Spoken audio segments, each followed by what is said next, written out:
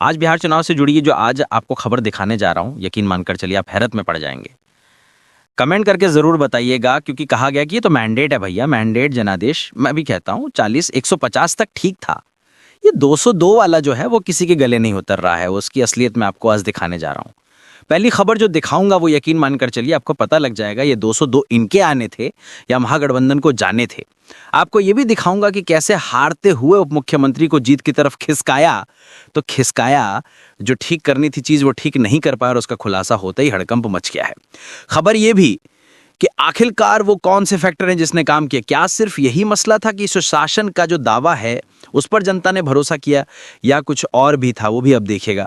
ममता बनर्जी ने कैसे मोर्चा खोल दिया बिहार चुनाव के नतीजों के बाद, और हिंदू मुसलमान ना हो तो मजा कहाँ आता है हिंदूवादी संगठन के लोगों को, वो भी देखिएगा। दिखाऊंगा कैसे एक तथाकथित पत्रकार बनकर गंदगी उगलने वाला व्यक्ति क्या कर रहा था मुसलमानों के साथ। MGB यानी महागठबंधन को 142 सीटें मिली, एनडीए को 98। आप कहेंगे ये कहाँ का, ये पुराना कोई एग्जिट पोल वगैरह दिखा दिया क्या? नहीं, अभी का है और ये परिणाम है।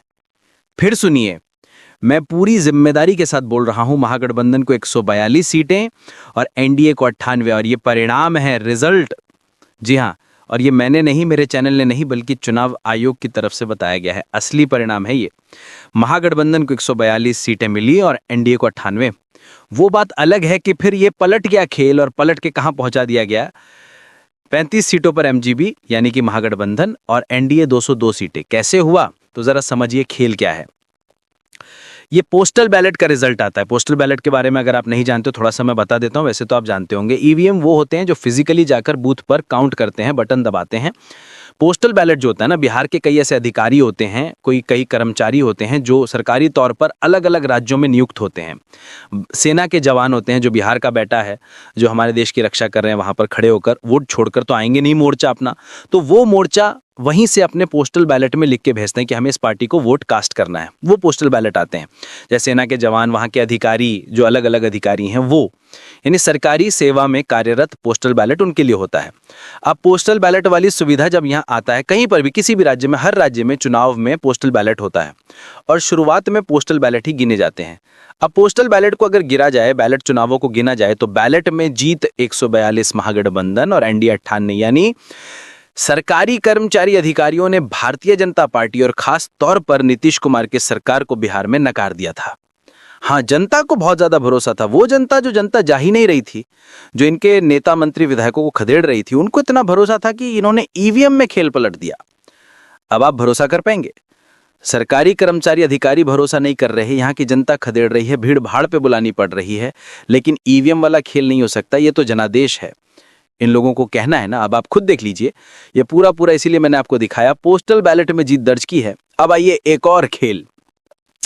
एक वो बात ना, दरअसल क्या है ना कि जब छोटे थे तो बहुत सारी चीजें होती थी, पढ़ते थे तो कहा नकल के लिए भी अकल की जरूरत होती है, और जब अकल ना हो तो पकड़े जाते हैं।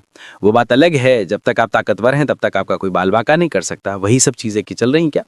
मैं ये बात इसलिए कह रहा हूं, जरा एक आंकड़े पर नजर डालिए। एक तरफ है सम्राट चौधरी और एक तरफ है विजय सिन्हा। खासतौर पर सम्राट चौधरी के लिए कहा गया है, खुद गोदी मीडिया ने बताया कि इस बार वो चुनाव हारेंगे, जैसे मैथिली ठाकुर के लिए था। लेकिन मैथिली ठाकुर जीत जाती हैं, सम्राट चौधरी जीत जाते हैं, लेकिन छपरा से खेसारी लाल हार जाते हैं, जबकि उनके लिए कहा जा रहा था वो जीतेंगे। उल्टा देखिए कैसे सब कुछ किया गया। फिर मैं कह रहा हूं ना, जल्दबाजी नहीं करनी चाहिए, पकड़े जाओगे, और आज नहीं तो कल एक्सपोज जब होगे तो जनता कहेगी कि हमारे साथ क्या किया आपने। हमारा एक ही तो अधिकार है, वोट देने का अधिकार। उसके बाद तो तुम विधायक, MLA और ये सब बन जाते हो, हमारी सुनते नहीं हो। कम से कम वोट देने के अधिकार पर भी कैसे खेल हो रहा है, जरा समझिए। सम्राट चौधरी को जीते हैं 1,22,480 वोट मिले। कितने? 1,22,480 वोट। और विजय सिन्हा, इन्हें मिले 1,22,408 वोट। 80 और 8 कर दिया बस, बाकी सेम टू सेम। ये लिखते हैं, बिहार चुनाव में अजीब संयोग या प्रयोग देखने को मिल रहा है।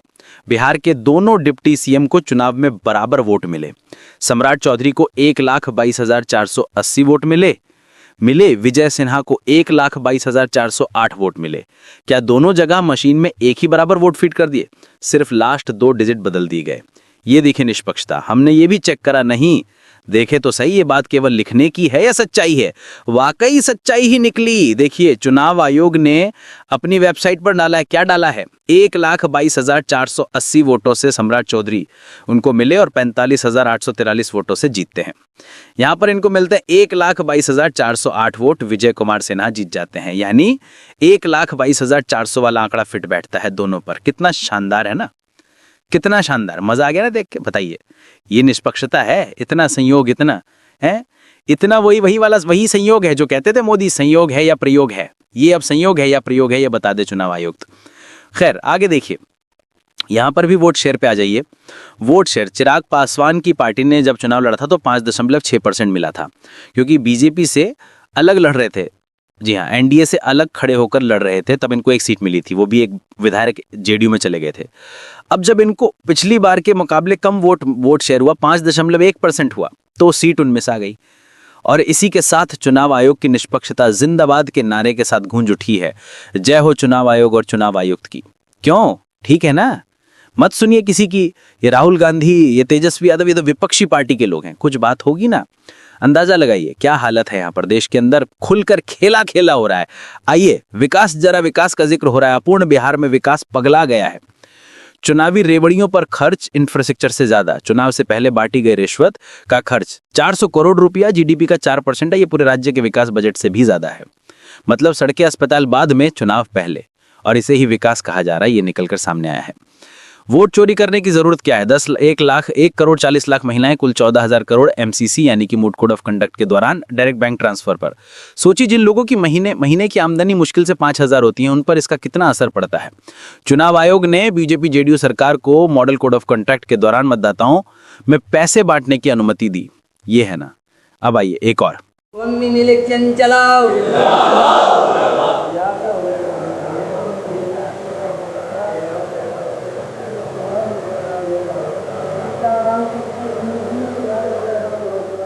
Respect to the election commission chair, but जैसे बिहार में जो 40 लाख से ऊपर आदमी का नाम निकल दिया और बंगाल में भी करने वाला है, अगर करेगा तो घेराव तक सूची करेंगे, पूरा घेराव होगा, पूरा आंदोलन होगा।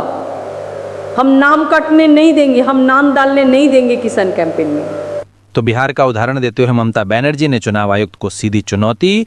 चुनाव आयोग ने ऐसा पश्चिम बंगाल में ऐसा किया तो पूरा घेराव होगा।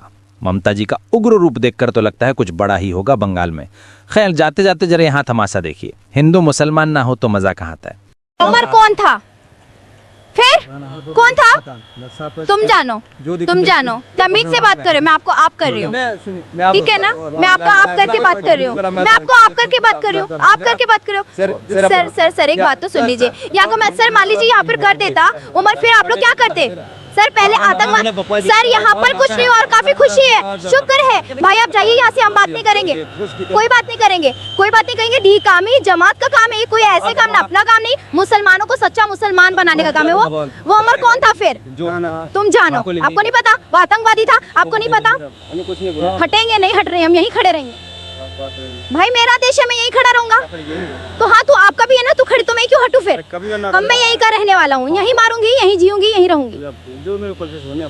तो मुसलमानों को ढूंढ ढूंढ कर उनके मुंह में जबरदस्ती 100 रुपए वाला माइक घुसेड़ कर सवाल करने वाले इन यूट्यूब के सुघोषित पत्रकारों के लिए कोई नियम कानून है या नहीं? नहीं है भाई। हाँ, ऐसा सवाल गलती से भी हिंदूवादी संगठन के लोगों से मत करना। जानते हो ना कितने लफंडर किस्म के लोग हैं। महिलाओं को घर में घुस के गालियां देते हैं, बदतमीजी करते हैं,